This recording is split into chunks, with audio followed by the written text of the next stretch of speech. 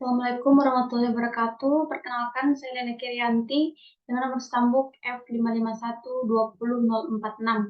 Nah, di sini saya akan membawakan sedikit materi mengenai digital forensik.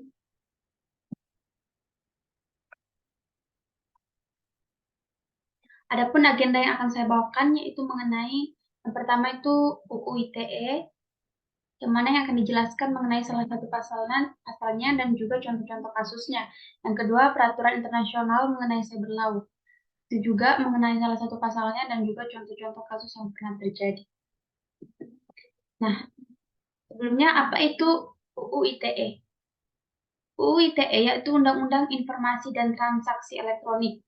UU ITE adalah sebuah undang-undang di Indonesia yang mengatur tentang penggunaan teknologi informasi dan transaksi elektronik.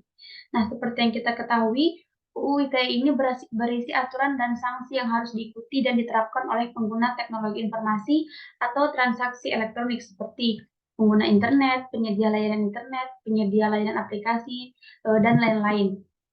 Nah, di sini saya akan membahas mengenai salah satu pasal pada UU ITE, yakni pasal 27 ayat 3, yang mana bunyinya, setiap orang dengan sengaja dan tanpa hak mendistribusikan dan atau mentransmisikan dan atau membuat dapat diaksesnya informasi elektronik dan atau dokumen elektronik yang memiliki muatan yang melanggar kesusilaan.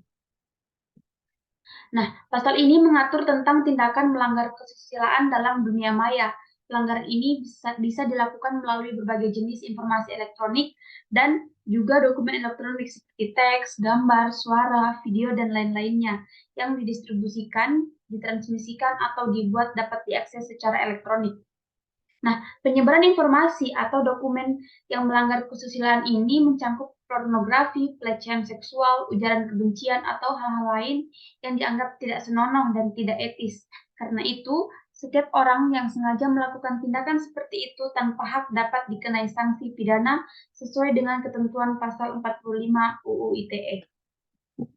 Nah, berikutnya, contoh-contoh kasus yang pernah terjadi di Indonesia yang melanggar pasal 27 ayat 3. Yang pertama yaitu kasus Rizik Sihab pada tahun 2020. Imam Besar Front Pembela Islam dilaporkan atas dugaan pelanggaran pasal 27 ayat 3, yang mana dituduh menyebarkan konten pornografi melalui percakapan WhatsApp dengan mantan pengurus FPI, yang mana Rias ini ditetapkan sebagai tersangka oleh Polda Metro Jaya dan dikenai sanksi pidana.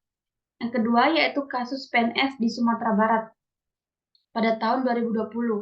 Seorang pegawai negeri sipil di Sumatera Barat ditangkap oleh polisi karena diduga telah membagi video porno melalui aplikasi WhatsApp. PNS tersebut dikenai sanksi pidana sesuai dengan pasal 27 ayat 3 UU ITE.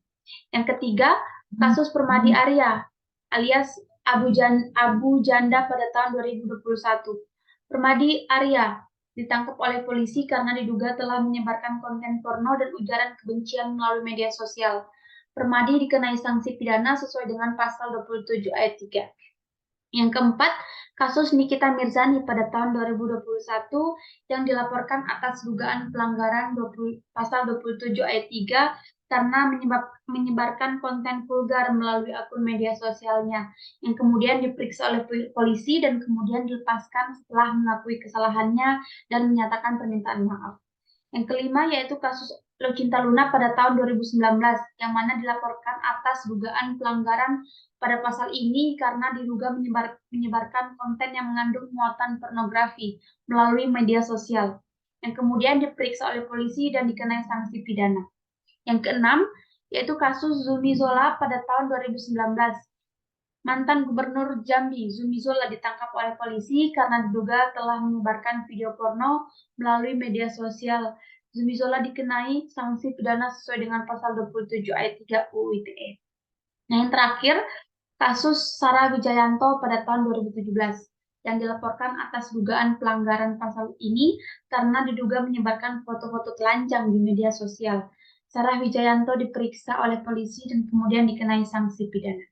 Nah, ini beberapa contoh kasus yang pernah terjadi di Indonesia yang melanggar pasal 27 ayat 3 UU ITE. Kemudian selanjutnya akan membahas mengenai peraturan internasional mengenai cyber law. Salah satu peraturannya yaitu adalah Convention of Cybercrime. Sebelumnya, apa itu Convention on Cybercrime?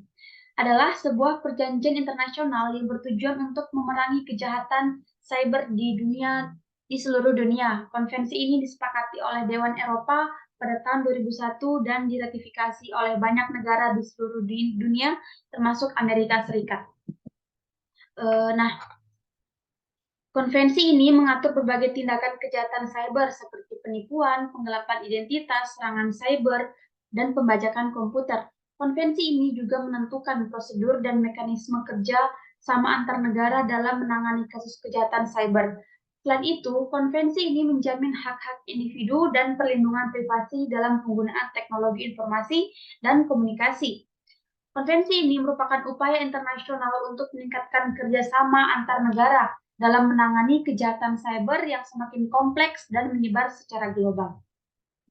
Nah, kemudian pasal yang akan saya ambil contoh pada Convention on Cybercrime ini yaitu pasal 24 yang mengatur tentang perlindungan data pribadi dalam konteks penanggulangan kejahatan cyber.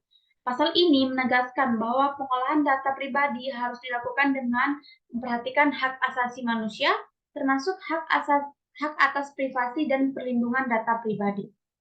Nah, kemudian kita masuk pada contoh kasusnya. Yang pertama yaitu Cambridge Analytica skandal pada tahun 2018 yang melibatkan perusahaan konsultan politik.